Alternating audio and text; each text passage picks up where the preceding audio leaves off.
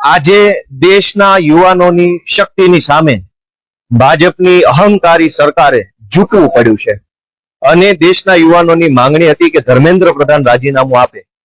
એ બહુ ભૂંડા મોઢે બેશરમજનક રીતે રાજીનામું આપવું પડ્યું છે. અને શરૂઆતમાં આપણા દેશના યુવાનોને વિદેશી ફંડિંગ થી ચાલે છે, ચાઇનાના એજન્ટ છે, સોરોસ ફંડ કરે છે, એવી રીતે ખૂબ આપણા દેશના યુવાનોની ઉપર માછલા ધોવામાં આવ્યા. પણ અંતે સત્યનો અને લોકશાહીનો વિજય થયો.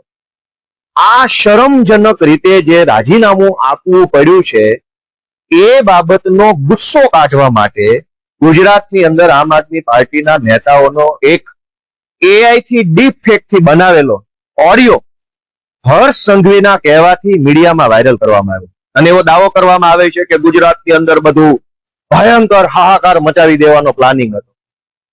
વાસ્તવિક રીતે તો આ હતાશ થયેલા, અંદરથી ભાંગી પડેલા, નિરાશ થયેલા ભાજપ વાળાનો આક્રોશ બતાવે છે કે અમારા આમ આદમી પાર્ટીના આગેવાનો અંગે એક નકલી 57 સેકન્ડનો એઆઈ વિડીયો બનાવી અને ખોટી રીતે લોકોને ગુમરાહ કરવામાં આવે છે.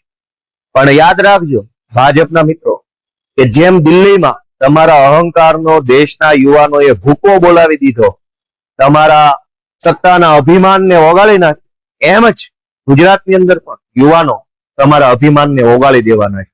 આ નકલી વિડીયો ઓડિયો બનાવનારા અને નકલી ઓડિયો સર્ક્યુલેટ કરનારાના અભિમાનને, એના અહંકારને ગુજરાતના યુવાનો જનતાઓ તોડશે. આજે સ્પષ્ટ હતાશા દેખાય છે ભાજપના લોકોમાં કે જેવું દિલ્હીમાં ધર્મેન્દ્ર પ્રધાને રાજીનામું આપ્યું અને આખા દેશમાં ઉત્સવનો માહોલ થયો, હજારો યુવાનો ખુશ થયા, ત્યારે ગુજરાતમાં એક પ્રોપેગેન્ડા ષડયંત્રના ભાગરૂપે બધા ટીવીમાં અચાનક હાય તોબા ચાલુ થઈ ગયું. આ એઆઈ જનરેટેડ ઓડિયો બનાવી અને અમારા આમ આદમી પાર્ટીના યુવાનોના આગેવાનોને જે બદનામ કરવાની કોશિશ થઈ રહી છે એની સામે અમારો પ્રચંડ વિરોધ છે અને આવનારા દિવસોમાં લીગલ એક્શન થી લઈ જે કંઈ પણ કરવું પડે એ કાર્યક્રમો કરવામાં આવશે.